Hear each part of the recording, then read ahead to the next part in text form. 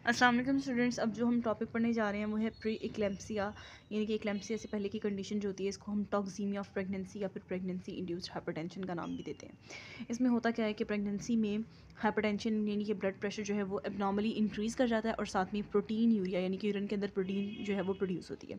ठीक है, तो इस कंडीशन के पीछे क्या वजूहत हो सकती हैं और ये इसकी पैथोफिजियोलॉजी क्या है, लेट्स सी।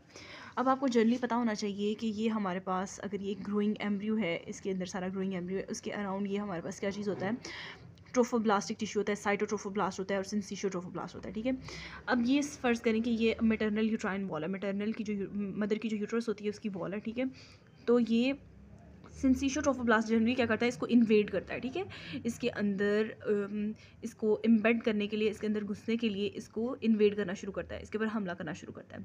यहाँ से टिश्यू ख़त्म होता जाता है और ये इसके अंदर जो है वो इम्बेड होता जाता है। ठीक है, अब क्या होता है, इसको इम्प्लांट करने के लिए ये सारा प्रोसीजर होता है।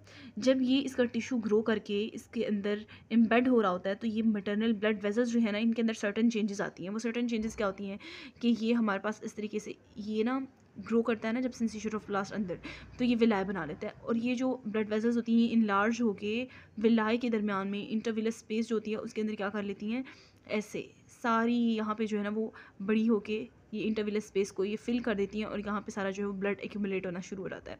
ठीक है, तो इस तरह की सर्टन चेंजेस आती हैं जो कि एड करती हैं कि जो हमारे पास विलाय ग्रो करेंगी फीटस के टिश्यू से और जो मैटरनल ब्लड वेसल्स हैं उनके दरमियान में जो मटेरियल्स हैं उनका एक्सचेंज हो सके। ठीक है, ये जनरली हमारे पास होता है। लेकिन अब यहाँ पे क्या होता है, इसमें ये होता है कि insufficient invasion of trophoblast to the uterine vessels.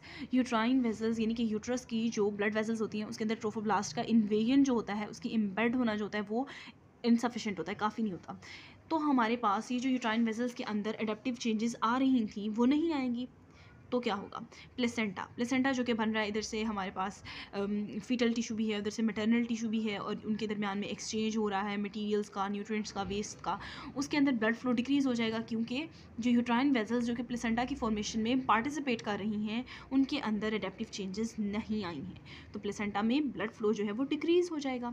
अब क्या होगा, जब ब्लड फ्लो डिक्रीज़ हो जाता है तो इस्कीमिया होना शुरू हो जाएगा। इस्कीमिया क्या कंडीशन होती है कि ब्लड फ्लो कम है, ऑक्सीजन टिश्यू को कम मिल रहा है। जब हमें पता है कि जब किसी चीज़ को, किसी टिश्यू को इस्कीमिया होता है, उसके अंदर ब्लड फ्लो कम होता है, ऑक्सीजन की सप्लाई कम होती है, तो वो सर्टन चीज़ें रिलीज़ करना शुरू कर देता है। कुछ मतलब in response to ischaemia inflammatory response जो होता है उसमें सर्टन साइटोकाइंस रिलीज़ करता है, जैसे कि tissue necrosis factor alpha, interleukin 6 and anti angiogenic factors. Angiogenesis किसको कहते हैं, ब्लड वेसल फॉर्मेशन के लिए वर्ड यूज़ होता है एंजियोजेनेसिस। एंटी एंजियोजेनेसिस यानी कि जो ब्लड वेसल फॉर्मेशन जो है या ब्लड वेसल्स के अगेंस्ट काम करते हैं वो फैक्टर्स, जिसमें हमारे पास ये आ जाते हैं ये वाला फैक्टर और ये soluble FMS related tyrosine kinase 1 इसका नाम होता है, इस फैक्टर का नाम। ठीक है, और साथ में सॉल्युबल एंडोग्लिन, ये फैक्टर्स प्रोड्यूस होते हैं।